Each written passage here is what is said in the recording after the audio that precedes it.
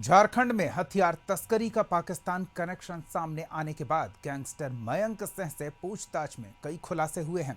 छात्र संघ चुनाव में लॉरेंस बिश्नोई से मुलाकात, बीकानेर से पासपोर्ट और मलेशिया में दोबारा लॉरेंस से संपर्क, सब कुछ फिल्मी पटकथा की तरह लगता है, लेकिन ये हकीकत है।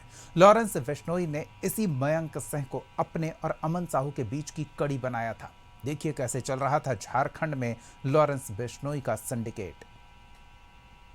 से प्रत्यार्पण कर लाए गए गैंगस्टर मयंक सिंह की दोस्ती इंटरनेशनल गैंगस्टर्स लॉरेंस बिश्नोई, गोल्डी बरार और अनमोल बिश्नोई से थी और ये कनेक्शन काफी पुराना है। पूछताछ में जो बातें सामने आई है उसके मुताबिक लॉरेंस बिश्नोई से मयंक सिंह की पहली मुलाकात पंजाब के मोहाली के एक कॉलेज में हुई थी। तब लॉरेंस बिश्नोई स्टूडेंट यूनियन का चुनाव लड़ रहा था। इस मुलाकात ने दोनों की दोस्ती की नींव रखी, जो आगे चलकर अपराध की दुनिया में गहरे रिश्ते में बदल गई। मयंक जल्द ही लॉरेंस बिश्नोई गैंग का हिस्सा बन गया। जब बहुत छोटा था, जब ये स्कूल में था, तब इसकी एक बार मुलाकात लॉरेंस से पंजाब में हुई थी। उस समय लॉरेंस बिश्नोई किसी कॉलेज के स्टूडेंट यूनियन के चुनाव की तैयारी में था। इसकी सबसे पहली मुलाकात उसी समय हुई थी। उसके बाद अलग अलग जगहों पे, अलग अलग समय पे लॉरेंस बिश्नोई से संबंधित जो बाकी लोग हैं, गोल्डी बरार, अनमोल बिश्नोई, उससे भी इसकी मुलाकात हुई है।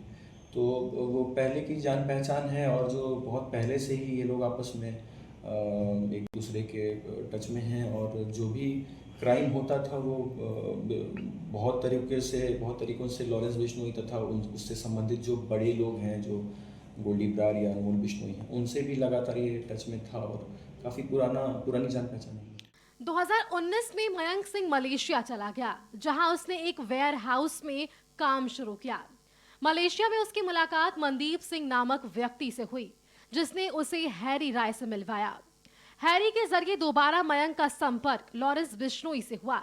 इसके बाद मयंक ने विदेश से ही लॉरेंस, गोल्डी बरार और अनमोल बिश्नोई के साथ मिलकर आपराधिक गतिविधियां शुरू की। वहीं इंटरनेट कॉल के जरिए भारत में कारोबारियों को धमकी देता था और रंगदारी वसूलता था।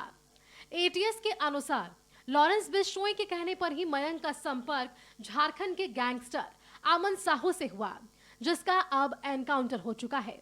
मयंक ने अमन साहू के लिए हथियारों की सप्लाई की और वो लॉरेंस बिश्नोई और अमन साहू के बीच की कड़ी बन गया। मयंक ने झारखंड, बंगाल और छत्तीसगढ़ में कोयला व्यापारियों और ट्रांसपोर्ट कंपनियों से रंगदारी वसूलने की योजना बनाई।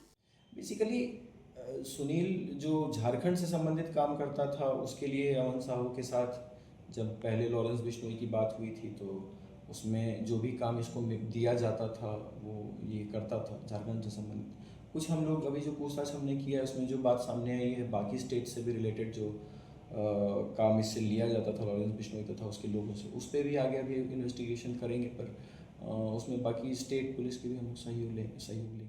झारखंड में लॉरेंस बिश्नोई गैंग का सबसे बड़ा गुर्गा अमन साहू था, जिसका एनकाउंटर हो चुका है और अब कोशिश हो रही है पूरे नेटवर्क को ध्वस्त करने की।